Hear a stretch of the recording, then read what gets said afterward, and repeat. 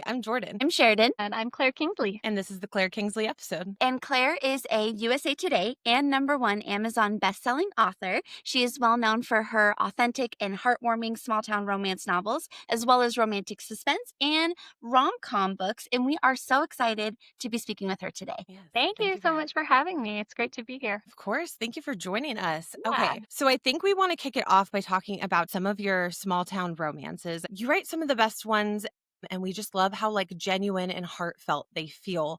How do you feel when you're conducting such endearing characters, and especially when they have to interconnect? Yeah, it's a lot, but I don't know. I think the characters all feel like real people in my head. So I don't know. I actually really enjoy kind of the character development and coming up with who they are and why they are the way they are and how does that actually play out as these scenes unfold. So I don't always necessarily know everything that they're going to do or say or what's going to happen in a story, but I spend the early part of writing every book really getting to know them and figuring out, getting in their head. And that's one of my favorite parts of writing in general is just getting into these really different personalities and different characters and getting to explore who they are and what makes them tick and what's motivating them, what's going on in their heart, and how does that develop over the course of the story. We want to say real quick, you talked about a little bit before Bootleg Springs. We were so obsessed. Yes. We were texting and we were like, we want to live here. Where do we Yes. find this town? We know it's a fictional town. We want to be there. Yeah. Yeah. So just Me a credit too. to your writing small town romances and how you make the characters seem very authentic and just really genuine and great people. We wanted to be in that world. Thank you. We are currently reading the Bailey Brothers series, which is in, I hope I don't mispronounce this, but the small town of Tillicum. And I can say a word about, so two things from what you said. I'll go backwards. So I give a ton of credit to Lucy Score, my co-writer, an amazing human and incredible writer, and one of my best friends. For the Bootleg Spring series, writing with her, I learned so much from her, and I hope she learned from me too. I hope it was mutual. I think it was, and there was something about the two of us coming together that really just our creativity just went wild and we learned from each other and we pinged off each other. And there was, that has a lot to do with why Bootleg, I think that the town became what it was, because it was kind of both of us coming at it from our own weird brains but bringing all that together. So that was just a really good experience. And I learned a ton about how to write a great town because she's so good at it. She is amazing at that. Then I was going to say, you said Tillicum, how do you pronounce it, etc. So yeah, Tillicum, it's a real word. It's a Native American word. My late husband was Native American, and so it was and it's a word that means something like gathering place or home. It can also mean something about place of the people, depending on which exact language it's coming from. And I just really liked that. I thought it felt really right to kind of honor his heritage and the people who lived in the region of Washington State, which, my kids are descended from, which is really cool. And so that's where that word comes from. It's wonderful. And it's very fitting. Like you said, it's very fitting for the town you created.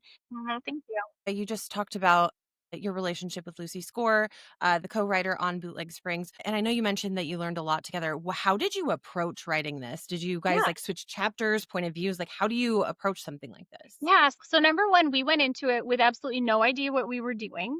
Of how to write a series together. We literally just had a conversation when we were like, let's write a series together. Yeah, that'd be fun. And we had no idea. We made it up as we went along. And I think different writers who co-write, everyone has their own process and the way that they do it. Mm-hmm. What we did is we planned and brainstormed the basics of the series together. We came up with characters, the town, kind of the overall mystery arc. We knew where that was going. And we kind of came up with the 6 characters. And then it naturally fell where she was like, well, I really want this one. And I was like, okay, well, I want this one. And there was no disagreement over that. She wanted the one, I wanted the ones, and she wanted the ones, and that all fell into place. So that was beautiful. And then she wrote books 1, 3, and 5. And I wrote books 2, 4, and 6. So she wrote Scarlett and Devlin. She wrote Cassidy and Anne Bowie. And she wrote Jonah and Shelby. And I wrote Jameson and Leah May, June and George. And then Gibson. Let's just say here. Yeah, there's so much. It's just even saying their names trigger us. Right. Yeah. It's funny about the last book because that book came out, 6 years ago now. It's not new. And people still keep the secret so that readers, I mean, obviously, I'm sure there's places where people talk about it. I don't know exactly. Yeah. Obviously, I'm not scouring the internet looking for every conversation or review. But fans of the series are so kind Yes. and Yeah. they want readers to experience, they want everyone else to experience the series the way they did. So there's not a lot of talk over how it ends. And I just love it. And it was one of the most satisfying endings. Like, it just felt like, how whenever you pick up something and you just know that somebody knew exactly where it was going to go, you know what I mean? You might not have known all the nuances of it, but it's like you as a reader can really feel when an author or authors know exactly what's going to happen. And it's just the satisfaction you get out of that, because I made a mistake of going book 3 and on, and I ended up going back reading 1 and 2.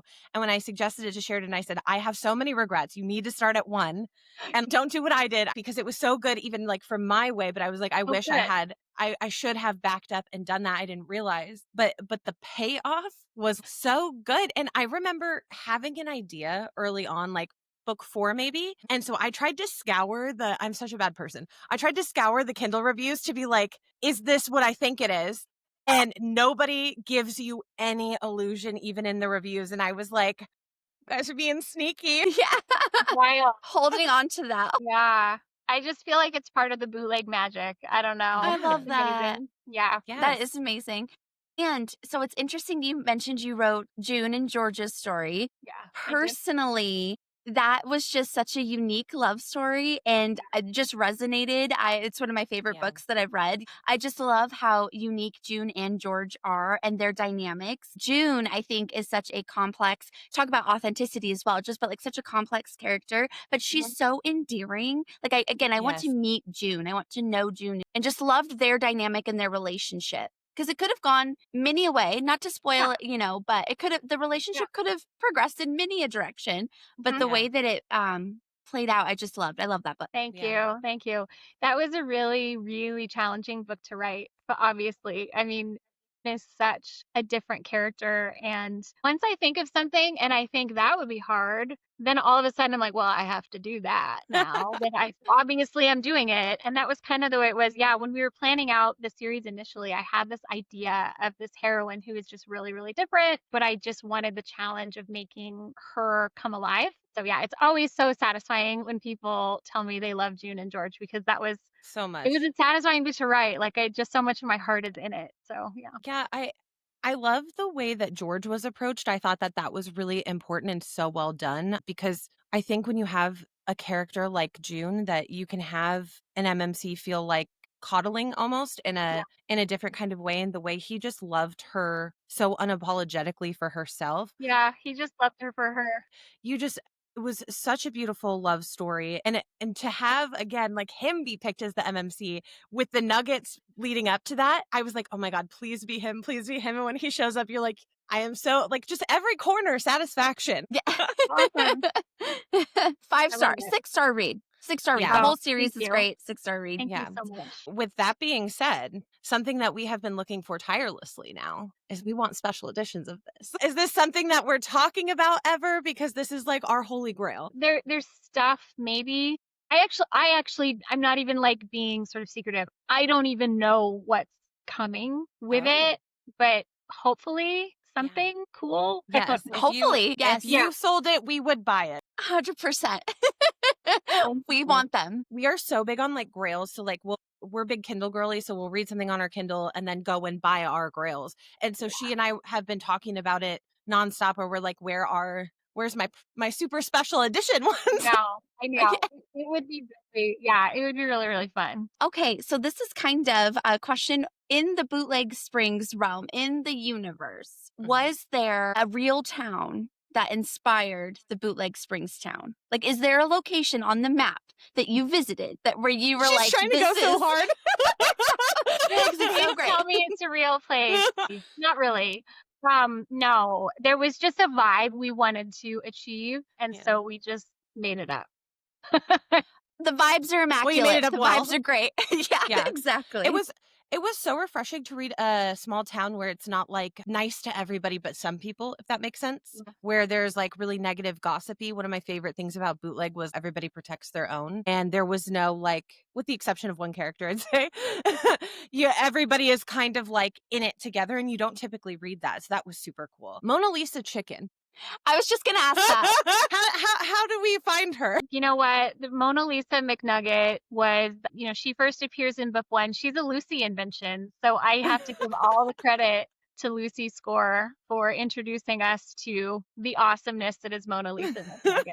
So Lucy and I, neither of us are huge plotters, like a little bit, right? Like with this series, we did have certain things in mind, but we're not like getting every detail down and figured out before we write. So things happen as we're writing. Mona Lisa happened as she was writing. And then there's like a reference to Mona Lisa in the past. And all of a sudden someone's like, chickens don't live that long. And we're like, well, there's always a Mona Lisa McNugget. Yeah, it's her chick who becomes the next Mona Lisa. We're like, come on. Sorry that.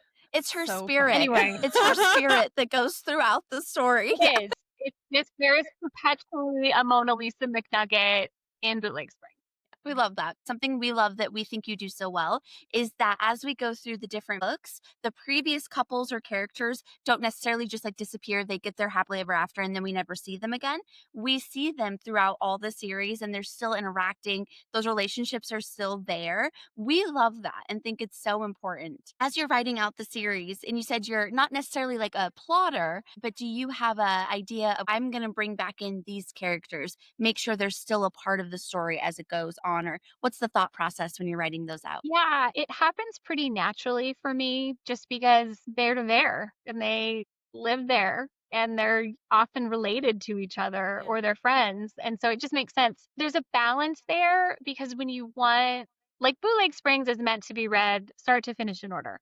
Bailey Brothers, it's meant to be read start to finish in order. I know that some readers, even in the Bailey Brothers or Bootleg Springs, are going to read them in a different order. And like, that's totally fine. I don't get to control how readers enjoy their books. Like, everyone, you do you. But in the Bailey Brothers in particular, like when the side character or when the main characters show up as side characters in other books, I'm pretty happy to let that be pretty robust. Because if someone reads book 6 and they haven't read the first 5, I'm like, well, that's kind of your fault. Like, they're going to miss some things. Like there's a big family, they're in it, whatever. In my current series that I've been writing, The Haven Brothers, which is of course related to the Bailey Brothers, same town, I'm a little more strategic about that because those books they're a little more interconnected standalone. So you can kind of jump in.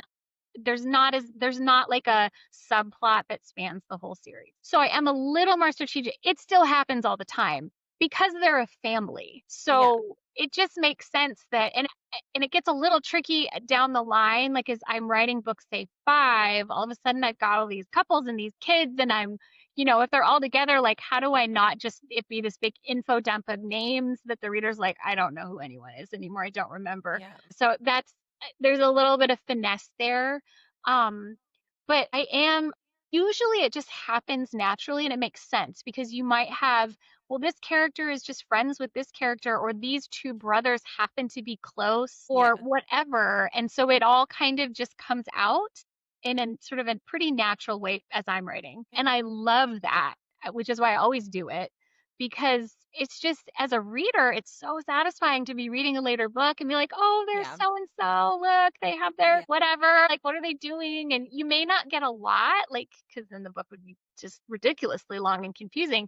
But when you get those little hints, it's like revisiting friends and getting to see, like, they're still together and, oh, look, they have kids or they're doing this or whatever the case may be. I love it as a reader, so I love doing it in my series. We love it too, and you do an amazing job. That's so cool. Yeah. Thank you. And something I really like about the way that you write those later on character interactions is I think something you see a lot in books is like the only thing you see is like the old couple making out in the corner. And it's like, look how in love they still are. And you're like, okay. Yeah, but like a perfect example is one of my favorite ongoing characters throughout Bootleg Springs is Scarlet because she's always up to something. And that's true to her character. She's not just in the corner making out. just being that piece of it in that epilogue. It's like you're constantly getting the thing that you loved about her. And I Yeah. think that's so unique to your writing. And even moving into the Dirty Martini Running Club, I was so obsessed with how the friendships were written. They were written like true girl friendships and not like, usually people will use the friends for catalysts or to have a conversation that might not really happen in person, in real life. And so you just feel these friendships so strongly. And so as you read it, it's not just satisfying to your current book, it's satisfying to see these friendships play out. Thank you. Yeah, that was the basis of that series was the friendship of these women. Yeah. That was where it all started. In my head, sort of in planning Yeah. it, I wanted to write a series based around it was originally going to be just the three friends, and then I sort of thought of Sophie later, and so I wrote her in. I was like, I don't care that she's not Yeah. appearing originally. We love her anyway. So yeah, Yes. it turns into these four friends. And I loved the idea of these four women who are all very much who they are. They're Yeah. themselves. They're not trying to be like each other. They're not trying to change each other. They just love each other for who they are. And they all have their quirks and their unique personalities, but they're all really close and good friends. And I think, I don't know, it's a little bit of an ideal, right? Like of Yeah. kind of what a lot of us long for in female Yeah. friendships is women who are just like have your back and they love you for who you are and they want Yeah. what's good for you and they're there to help you, pick up the pieces when things are hard and stand up for you and when you need someone to stand up for you and all that kind of stuff. So, Yeah. yeah. Yes. Absolutely. We wanted to be in the friend group. When we were reading the series, we're like, we love these You're women. totally We love the correct. friendship. We wanted to be Yeah. in the friend group. It was so cool. Out of your series, out of your characters, if you had to pick one character to meet for coffee and be friends with in real life, and we'll just narrow it down. We'll just say out of the Dirty Martini Running Club, if you had to pick one Oh, character to meet for coffee, who would you pick? so hard. That's why I said, we'll narrow it down because all of your characters are fantastic. Okay, well, I'll just go with my first instinct. And the first one I thought it was Nora. She is such a good pick. She's actually one I wanted to talk to you about because she is from a character standpoint. She was essentially like, for lack of a better way to put it, the cool Right. girl of the friend group who's always calm and collected. And it's so refreshing to read a female who's so unapologetically themselves and also works so hard to be unaffected so Yeah. strongly by other people's things to change her course at least. How did you think of her? Like, how did Nora come about? The challenge with Nora is that as she developed through the series, I don't really get into their head until I get to them, right? So as a Yeah. side Mhm. character, I'm not deep in their head. They can Yeah. still like come alive and have great dialogue or whatever and be authentic to who they are and who I intend them to be. But it's kind of often with the case with later books where I get to a later book and I have kind of this body of material where they've appeared. And then I think, well, Yeah. how does that make sense internally? She was really an interesting case because I had to again kind of take all of that, who she is on the outside, like, well, who is she really on the inside? But I just figured, she is just kind of unapologetically who she is. She's not interested in changing for anybody and being anything other Yeah. than what she is. And I think there's something really strong about that, but she's still vulnerable. Yeah. She needed to have some Mhm. softness and some vulnerability. And a lot of times with a character who has kind of a bigger personality, she kind of has the kind of the big personality of that friend group, it's always helpful to also give them something that makes them endearing because you don't want to hinge it all on this kind of outward show. Yeah. And so she's just fiercely loyal. I mean, that's kind of what I hinged her personality on, like in Yeah. terms of that. Like she is fiercely loyal to her friends and she's your ride or die. She'll be there no matter what you need. And I love that about her. And I loved being able to kind of bring that out a little bit, even in her book, but also show some of her softer side and her vulnerable side. Yeah. Kind of why she's where she's at in her life and why is she happy and why is she not? And how does, the male main character then come in and fit into that dynamic? And especially a single dad was such a good choice for her. That is like my weakness trope. So I was like, Yeah. I didn't really know what I was going to do with Nora's book for a long time. I don't remember like exactly how it hit me that like of course it's single dad. yeah. Of And course. he has to have his Like stuff together because she has her stuff together. Like she's not yeah, going to train a man. You know what I mean? Like that was her whole Yes. energy. So it's like when he showed up, you were like, yes, this is so right for her. yep, And then to be a mentor to like his daughters, like yes. just everything about it, I was like, so perfect. Thank you. Yes. Okay. I want to talk about my other favorite couple that I absolutely love in this series. Mm. I'm obsessed with Hazel and Corbin. I would just love to hear your thought process of like crafting the characters. I love their rivalry dynamic, and I love how Corbin is like, I don't think this is a huge spoiler, but Corbin is like, I have this theory. I'm doubling down and I'm going to prove it with all of this data. And Hazel's like, no, my whole mission right now is to prove you wrong. And I absolutely love It's that very dynamic. shared So and coded. it really is. I just would love to hear how you crafted those characters. Yeah, so that whole premise for that book came from a real thing. There really is a researcher or researchers who came up with a questionnaire that they claim will make two people fall in love. So this is a real thing that exists in the world. I had encountered this thing somewhere, read about it, and I thought, oh my gosh, that's amazing. Yeah. And then That is cool. it spiraled from there. Like, well, what if I have a character who has come up with something similar? It's from, love from a science perspective. And this guy thinks he's cracked the code and she disagrees and that sort of thing. So that's kind of where that all came from. So that it came from a real thing in psychology somewhere. I love a good enemies to lovers. I thought kind of a workplace rivalry would just be really fun where they just kind of can't get away from each other. Hazel came from a similar urge as June to write a character that's just different and challenging.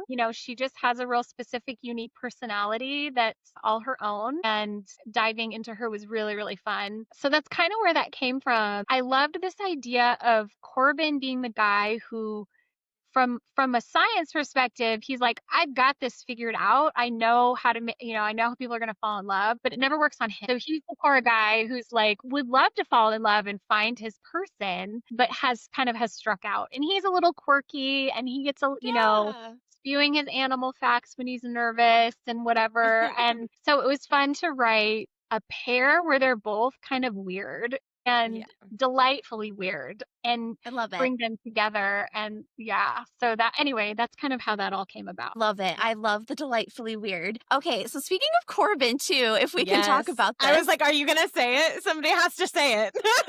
Out of the series, we found him like, I don't know if unexpectedly is the right word, but unexpectedly the spiciest. Yeah, that was got really spicy. His first scene, I was like, I know. Yeah. Oh my. Yeah, the spice is real in that book. I know. Which is super appreciated because it's like, the saying, it's not the ones you expect. Yeah. Right. There you I think go. that's probably where that came from when I was writing it, was like, well, let's balance out his quirkiness and his little nerdiness and let's just go all in with the hot nerd. Love it. It was so perfect, and like, it caught me so off guard too, where I was just like, okay. You know what? Okay. Right. Love it. Also, something with their book too, and Jordan and I talk about this all the time. So we're huge fans of contemporary romance, but sometimes as we're reading contemporary romance, there is a trajectory for happily ever after, which we all want happily ever afters. But we love seeing when characters get their own version of happily ever after. I think that's really important, and we love to see that.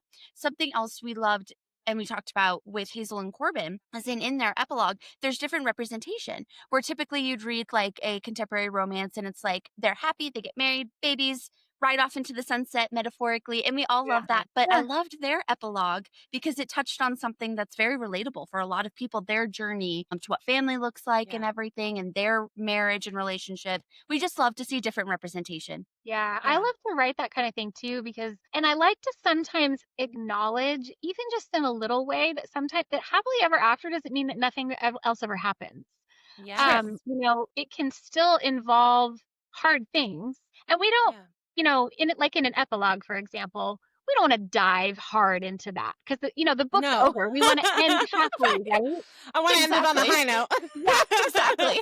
And now they have infertility. Sorry, now they're devastated. No, but also like, okay, within this happily ever after, what that really means is not that they're always happy every single day and everything is great. What that means is they're in it together. Yeah. I mean, to me, like, that's what I think a happily ever after really is where you come together and, you've solved these problems that are, where you're butting heads, you're having conflict, or you're resisting each other, or whatever it is.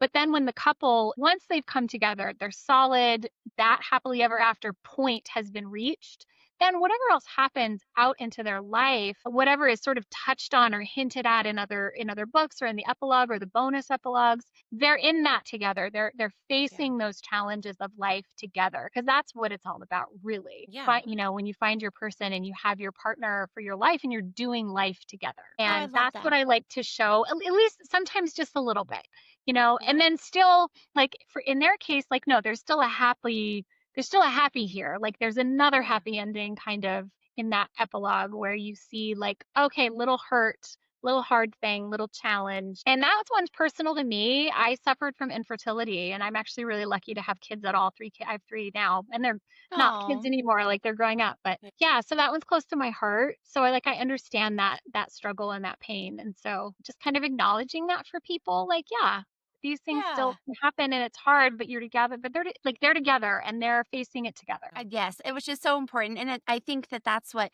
really resonated too when reading it. Is they are their support systems for each other, and that like Yeah. personal feeling of like it really came through in the writing and resonated. We loved it, so and we think Oh, it's so Yeah. important. So yeah, thank a you. fantastic book, fantastic series. Thank you. Yeah. Yeah. And I even think just like to add on to that too, like just seeing different endings for people is always Yeah. nice because it can't Yeah. always look the same. And Yeah. so sometimes when you read that same ending over and over again, you get, okay.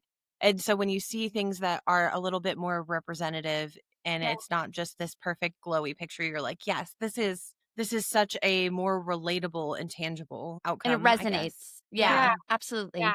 I try to do that even just in the trajectory of every book. Like, I would get really bored as a writer if I was writing kind of the same pattern all the time. Yeah. And so I like to just change it up, and I like to vary things and do things that I haven't done before, or do things that I have done before in a different way. And that include even with the endings. I like, and Yeah. sometimes, looking at them down the road, like, where are they in an Yeah. epilogue or a bonus epilogue? I like doing that a lot. Yeah. Yeah, absolutely. We have like a twofold question. Do you have a favorite genre or trope to write, like whether it's grumpy sunshine or fake dating or, enemies to lovers? Do you have a favorite one to write? So yes to what all you just said. Yeah. So here's my thing. Here's my thing with, like, themes and tropes. I do have some that I love to come back to over and over. Grubby Sunshine is so much fun. Fake dating is so much fun. Enemies to lovers is so much fun. Certain takes on friends to lovers, I love. I could kind of go on. Like, there's a lot. Opposites attract. Those kinds. Like, there's a bunch that I enjoy. Can't do, or what I don't like to do, is anything back to back. So if I write a Grumpy Mm, Sunshine, the last thing I want to write is another Grumpy Sunshine when that one's done. yeah. I'll want to come back to it again. It will come up again. It always Yeah. does. Like, there's some of those like that. But, if I've written one type of book, I have to do something different for the next one. Like, my brain is like, no, Yeah. we already did that. We don't want to do that again. It's like, I couldn't just, pick one favorite where I'm like, I could write that over and over again. I couldn't. I could write it Yeah. once and then write a couple other things and then come back to it with a different set of characters and a different take on it. Absolutely. But yeah, I do love a Grumpy Sunshine. I do love fake dating. And enemies to lovers. I love the banter, the witty banter. Even if they're Yes. not like hard enemies, if there's just a bit of that vibe where they're kind of Yeah. at each other a little bit for some reason, even that I like to write because it makes for good dialogue and good just Yeah. Hmm. built-in conflict. Like, that's the challenge with, like, a friends to lovers, where you're like, okay, why don't they, if they're great friends, clearly they're good together, why don't they just date and get married and be happy? Yeah. You have to figure So out. true. Ooh, that gets Yes. tricky. That's why, like, some iterations of it, I'm like, it's just not gonna work for as a writer.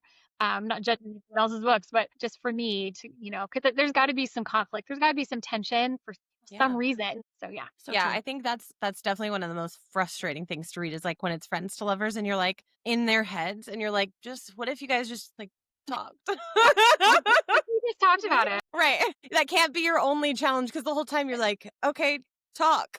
That is always that is always such a challenge. You have to have enough conflict that you're on board. You're like, you Yeah. gotta be with the characters and be like, yeah, I kind of get it. Yeah. Yeah. Regardless of whether it's friends or they're not friends or they've just mattered, they've known each other forever, like, whatever reason, it's always gotta be where you can kind of like, okay, well, this makes sense. I'm on board versus just text her. You guys could just talk. Like, you clearly like one another. Yeah, and kind of like the dreaded, like it can't ruin our friendship. Like, yeah, but why?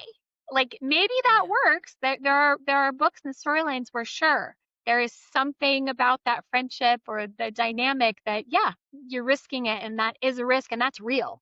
But you have to Yeah. you can't. I feel like you got to get into it and figure out why is that real and convince the reader. Like yeah, Mm. no, in fact, this Mhm. would be really hard. So that's a tricky one, but also a really good one.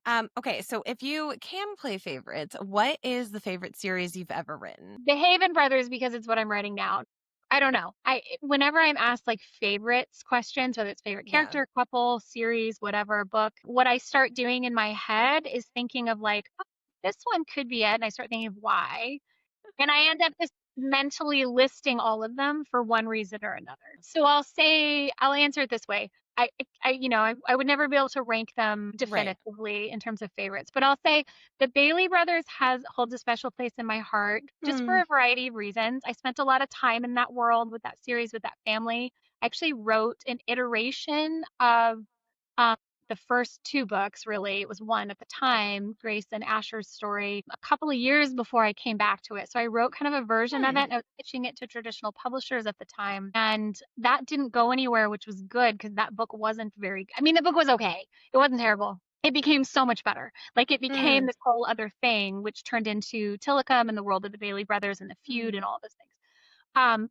But particularly that couple, Grace and Asher, I think because I spent so much time with them just Mm. tons of writing time because I wrote a version and then I scrapped it and then I wrote another version. And then I just understand them really deeply. Yeah. And so it's not that like it's me or it has anything to do with my life, nothing at all, but I just understand their dynamic. Like it just resonates in my heart. Yeah. So there Mm. is something special. And about those brothers and their Graham and Yeah. just that whole Yeah. thing, that one yeah, will always be special to me. The Dirty Martini Running Club will also always be special to me Hmm. because that series, especially Faking This Right, that first book, that's the one that changed my career. So Yeah. that Faking This Right was like my first really big hit, and that really, in a lot of ways, changed the trajectory of my career. So Yeah. that book particularly holds a really special place in my heart too, because it was also very fun to write. Yeah. Yeah. That's so cool. So I guess in that same question, and it might be one of those same ones, if somebody has never picked up a book from you before, Yeah. what is the book that you say, this is my vibe, start here, and this at least gives you like the intro to me? I never know what to say to that because it gets harder as time goes on and I have more books available. I think what I probably would answer that now. Either start with see here, I'm not going to answer it. You like one way to do it if you like the small town romance and you want to kind of hit that hard. You can start with the Miles family with Broken Miles because it ties into the Bailey brothers, which ties into the Haven brothers. Hmm. Yeah. So that's Okay. one way to do it. Grace, who is the first heroine in the Bailey brothers, she's actually in the Miles family series as a side character. You meet her for the first Oh. time there. Okay. You don't have to read it to get the Bailey brothers. It's not like, oh, you're missing something. Yeah. She is a Miles. Like that's her last. Okay. She's part of that family, but obviously she's not a main character in that series. But you meet her. So for people who really like the chronological progression, that's what I Mm. start with the Miles family, read through into the Haven. For people who don't care about that or who want to hit with the more suspense right off the bat, start with Obsession Falls, which is the Yeah. newest series, the Haven Oh, Brothers. okay. Or start with the Bailey Brothers. Or if you like rom-coms better, read Dirty Martini. It is true. You have a lot of cross like styles, which Yeah. is so Yes. different, right? Somebody you'd recommend a rom com to, you might not recommend a romantic suspense to. It really just depends. You know what, though? I will say what makes it exciting is like I'll be going through like Kindle or whatever, being like, oh, what do I want to read next? And I'll be like, I'm not really in the mood for like a rom com. And then I'll see you and it'll be like, oh, it's a So romantic true. suspense. And you're like, okay, let's Okay. do this. Because you're like, I like you. I like this. Let's do it, you know? Yeah. And so it is nice to have choices. So Yeah. true. Yeah. I've just never, I don't know. Like some of it has been kind of like, especially my early few years of writing, was a lot of exploring like, who am I as a writer? What do I like to write? Where do I want to kind of be? What do readers like from me? There was, it was a little bit experimental, maybe, if you will. Yeah. But a lot of it is also just me growing as a writer and discovering like, what do I enjoy? And I don't know. Like I said, I can't do the same thing over and over. I'm always looking for like a new challenge or a new thing. And like moving towards suspense has been really fun because it Yeah. just opened up this whole new world, Yeah. Yeah. possibilities for conflict and tension. It's, Yes. like that's just, there's so much to explore there. So I've been really having fun with that. I love that. So we love how you craft romantic suspense, like Thank you. how you go about doing it. And like Yeah. you said, the additional avenues for tension and then the payoff. We absolutely love it. We're like, we need to know what's happening. Yeah. Do you like to read romantic suspense then? Or Yeah. what type of you do? Okay. Yeah, I do like to read romantic suspense. So, full disclosure, I actually don't read a ton of fiction anymore. And it's been a long time since I have. Love fiction. I love romance. I love a lot of genres. I'm not exclusively a romance reader. I read all kinds of things. And I actually spent a lot of years in my teens and 20s and even in my 30s reading a lot of fantasy and sci-fi.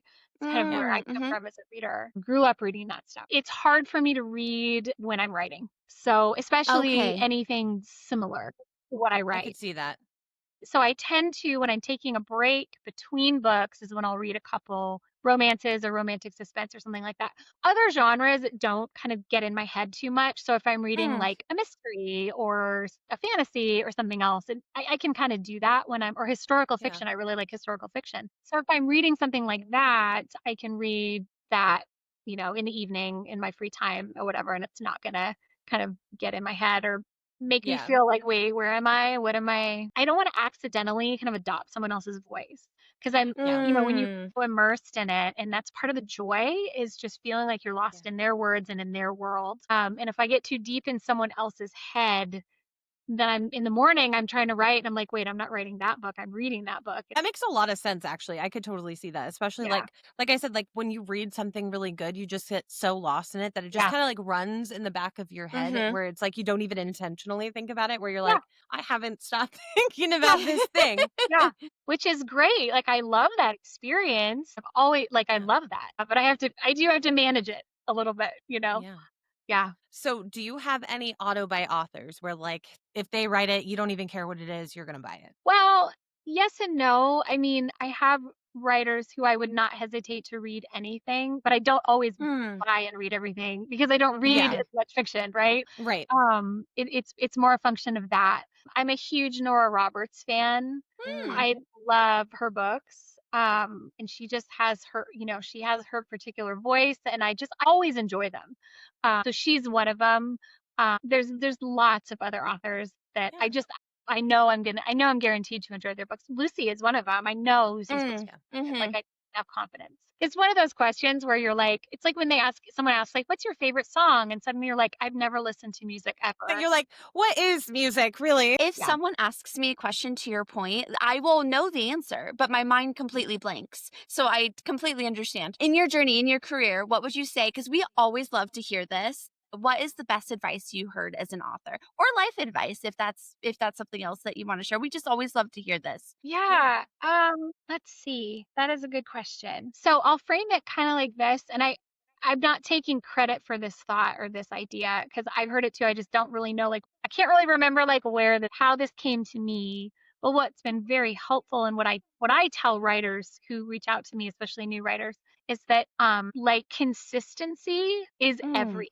So books are not written all at once, and mm, Yeah. they're not, your first book might suck, and that's okay. Like you're going to get better, and the way you get better or the way you finish or the way you improve what you've written is just consistency. I mean, obviously there's more to it than that. There's time and there's definitely skill involved. Yeah. Like there's certain things that in all of us who write, very few of us like sat down and wrote a brilliant mm, novel in our first go. But with consistency, you learn, you get better, you develop the skills that you need, you start to understand in other things. Why was this good? Why was this book I read so good? What you can kind of start to pick apart how authors did it.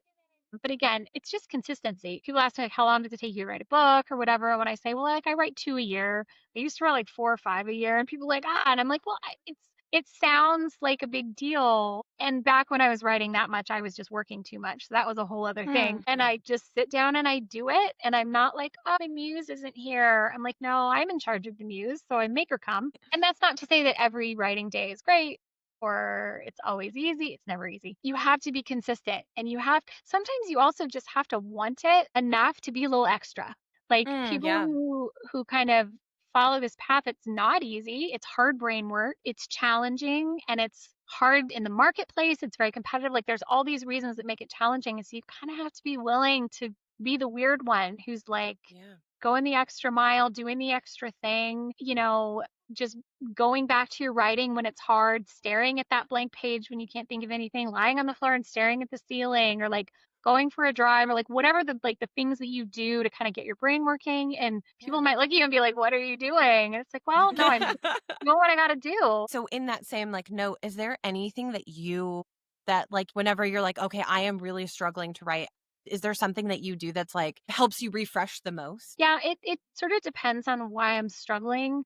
Usually what's happening if I'm like stuck is that the book is broken. There's something wrong. Like Mm. up to that point, I've missed something, or something's not strong enough, or maybe I've like I'm trying to push something too early, or something that I'm trying to push off, it needs to happen earlier, or maybe I Yeah. just haven't figured out the character's motivations, like what's driving them yet. So usually when I'm stuck, there's something wrong with the book. And so what I have to do is just be willing to take a look at it, whatever I have up to that point, and be willing to let anything go.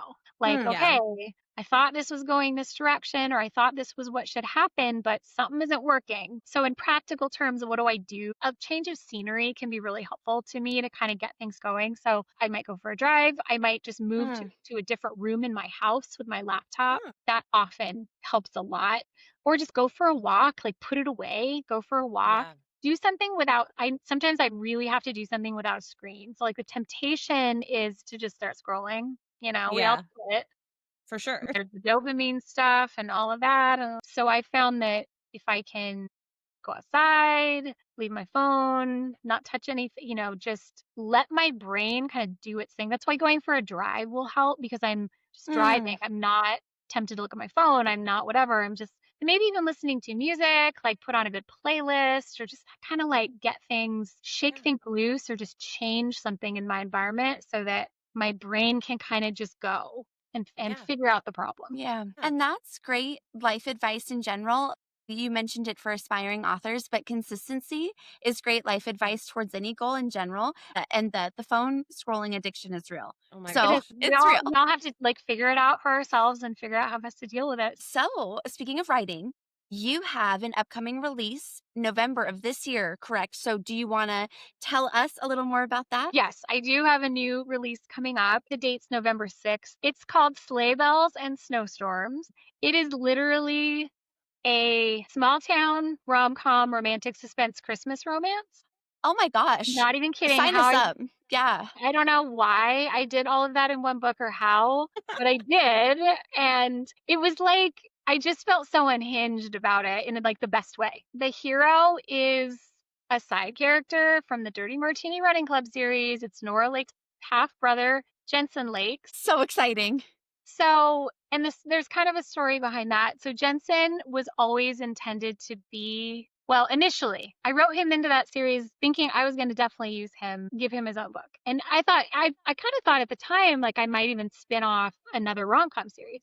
Obviously, I never did that. There's a lot of reasons behind that. And I was going to let Jensen kind of go, let him go. It's okay. And I figured, you know what, I kind of never say never. So I Yeah. figured if he spoke up to me someday, then he was going to have Yeah. a story to tell, and I would just let Yeah. that happen if it was going to happen. So I found myself with a gap in my schedule this year just because of working with a traditional publisher on the Haven Brothers series just for the print book. So those are releasing into bookstores.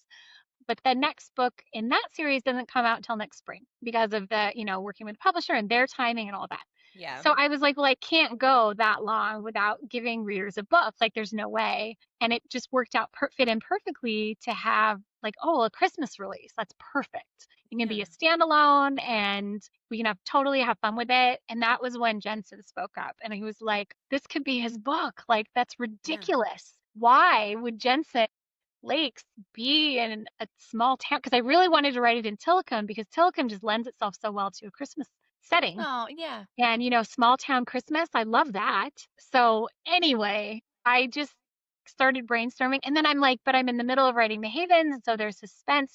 Can I add a little suspense in a fun way, in Mm. a Christmassy way? Why not?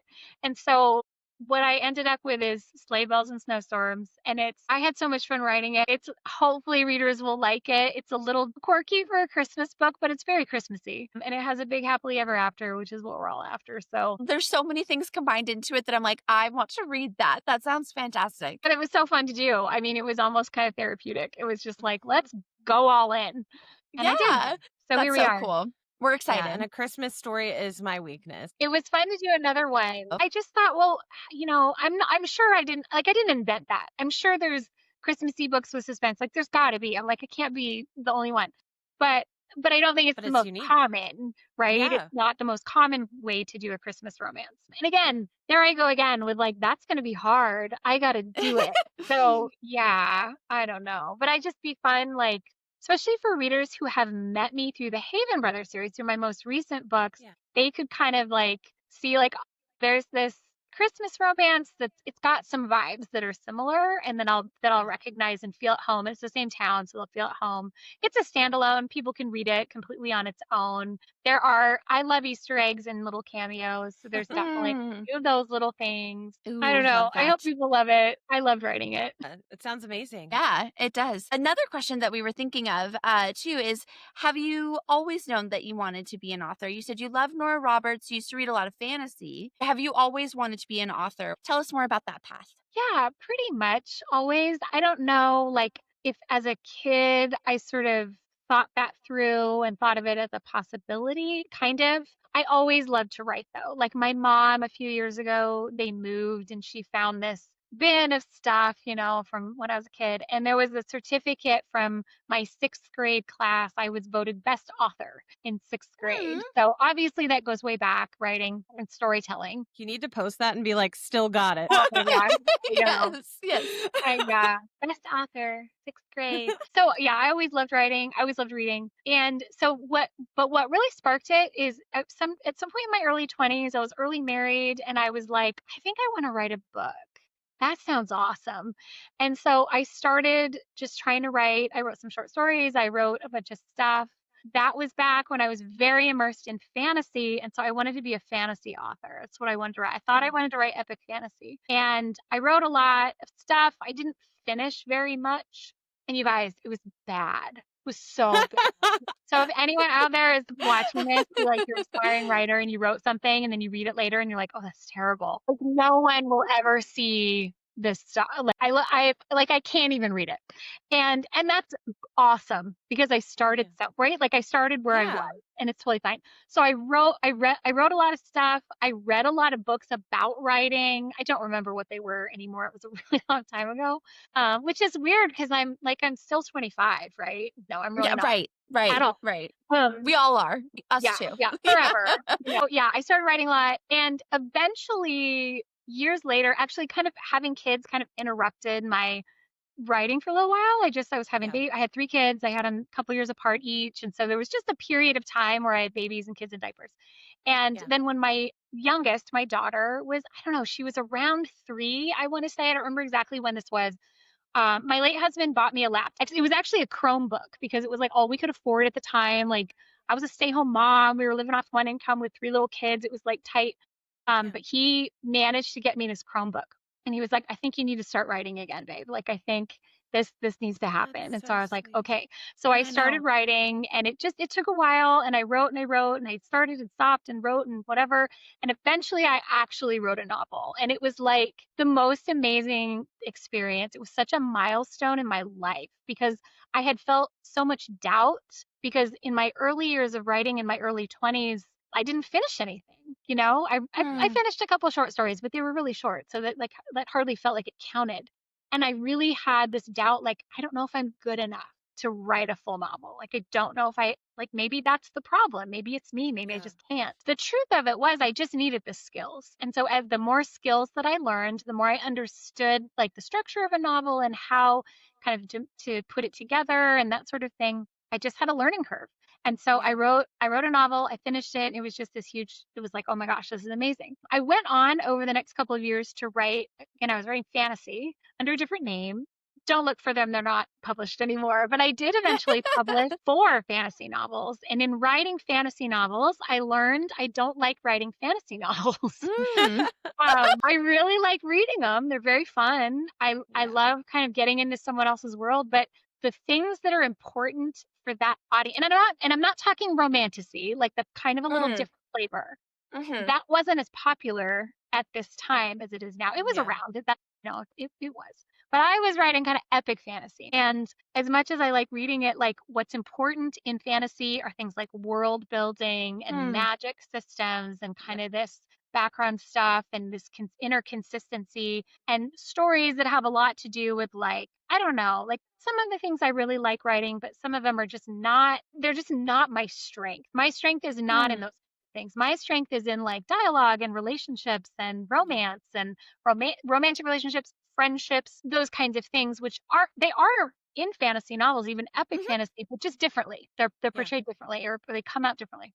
So I realized in writing these novels, like I was just not happy. I was like, and I really believed, and I have to give tons of credit to David, my late husband, who, because he was just like, your writing career is going to be everything. Like that you are, this is it. He always believed in me 100%. And so we talked about it a lot and like, what am I good at? Where are my strengths? What do I love writing? And Yeah. I also kind of went through this existential crisis when I sort of acknowledged, okay, I don't think I love this. I don't think I love what I'm writing. Mm. I don't think this is what's going to be my future in terms of a Yeah. career. So what am I going to do? Like who am I? I just Yeah. didn't even know who I was.